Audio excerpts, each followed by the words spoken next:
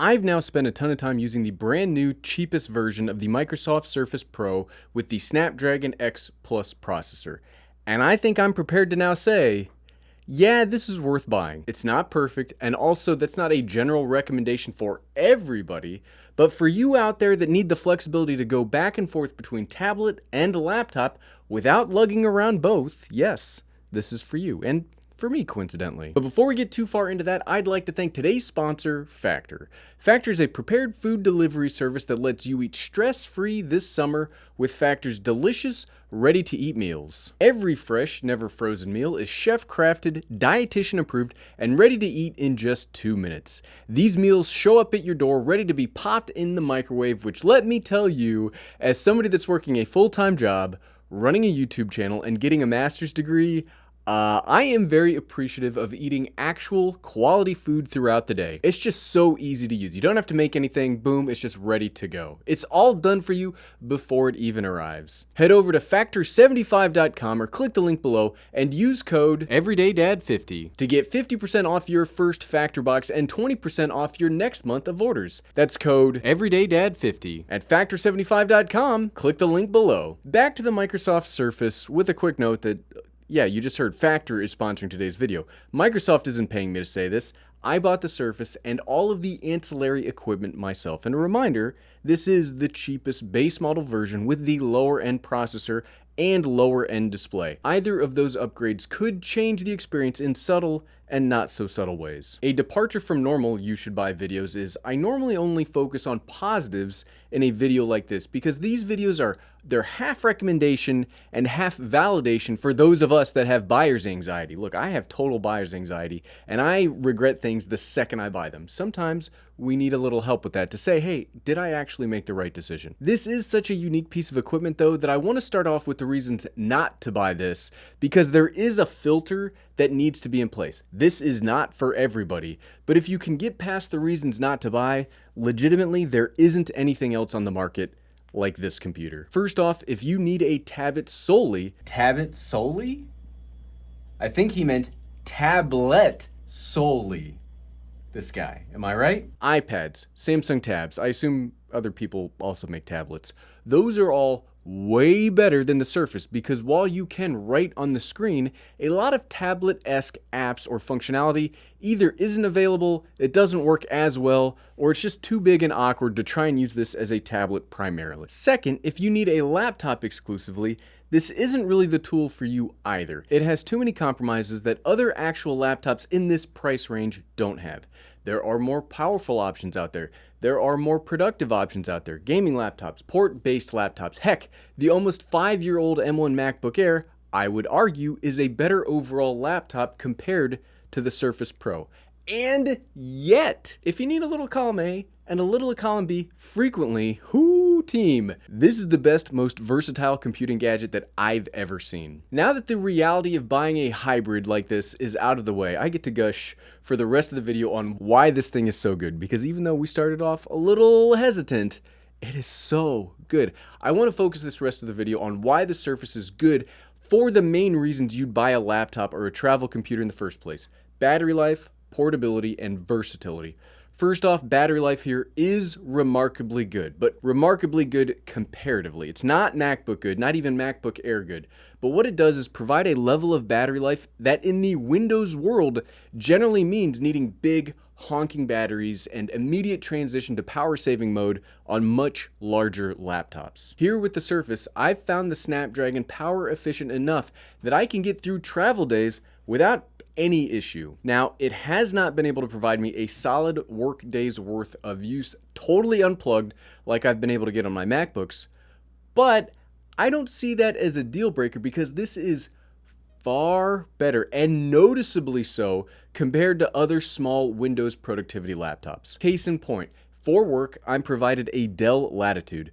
Both machines are roughly the same size. Both machines do roughly the same thing, like Windows-wise, but the Latitude can barely make it through an hour-long Team call without dying. Like earlier today, this morning when I was at work, I wasn't even on a call, but 30 minutes of my computer just being on, the computer was at half battery life. So I refuse to take that anywhere without a power cable and an adapter. That's pretty similar across the board from what I've seen out of other Windows machines, but the Surface has given me the confidence to ditch the cable and the adapter and go with just the computer pure.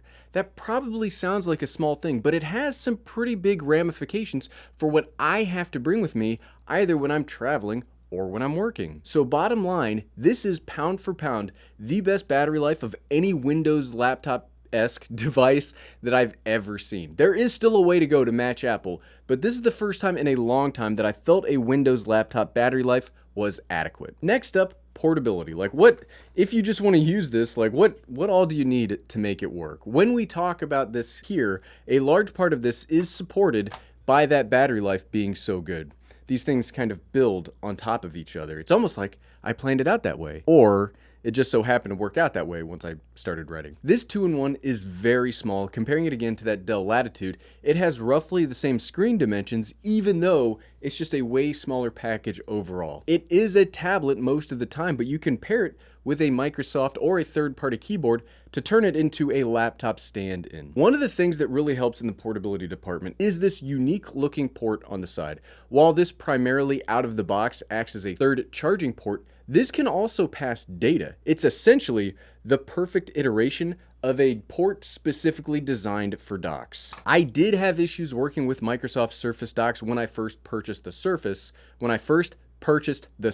That looked better in the script than it was saying it. But since then, either through Windows 11 updates or I guess magic, I can now get both of my external displays to work via the Surface Dock 2 and this port, which is a huge bonus for the ability to use this in a dual nature environment, but more on this in the versatility section later. Yes, iPads and MacBooks are fantastic devices, but sometimes I need the functionality of both, and honestly, the Surface fits both of those roles well, just enough that I can leave the Magic Keyboard iPad cover and my MacBook Air at home and just bring the Surface plus this keyboard case. Let's talk versatility, because that's specifically the reason to buy this. Everything else is icing on the cake.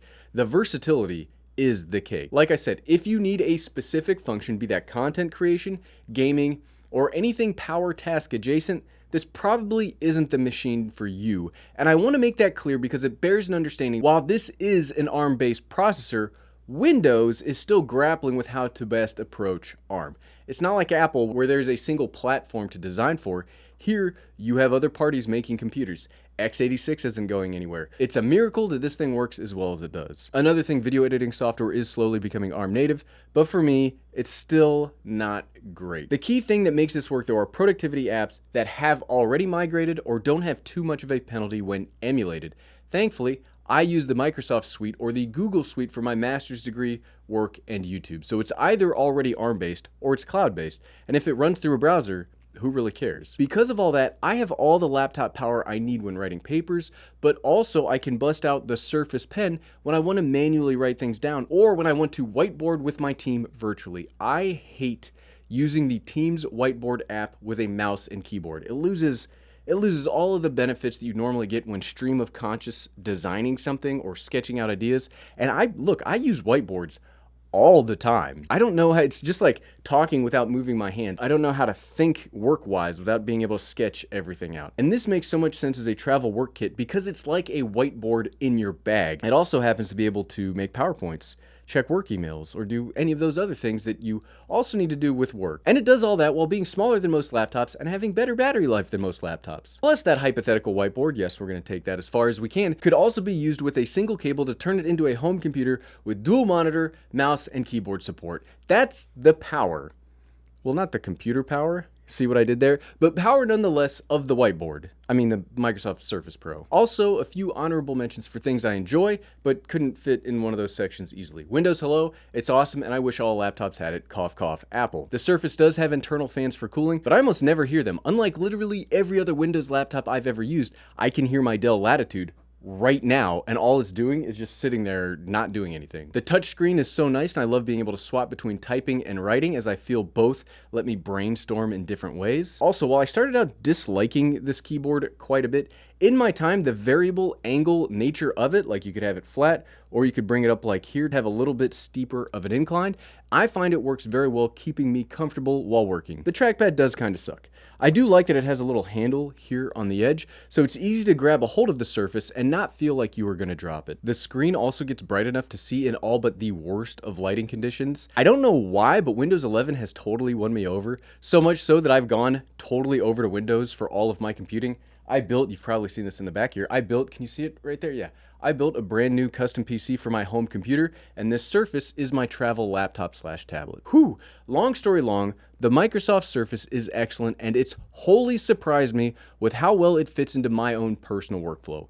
It's not perfect, but if you go into ownership with a full understanding of the limitations, and you don't try to make this be something it isn't, this is hands down one of the most useful devices to come out in 2024. My hat's off to Microsoft, and I really hope they're able to get a bigger ARM adoption this time around. What about you? Do you have or have you considered the Microsoft Surface? Let us all know in the comments below. And if you like this video and you want to see the best accessories for this thing, click right here. Click, click, click, click, click, click, click.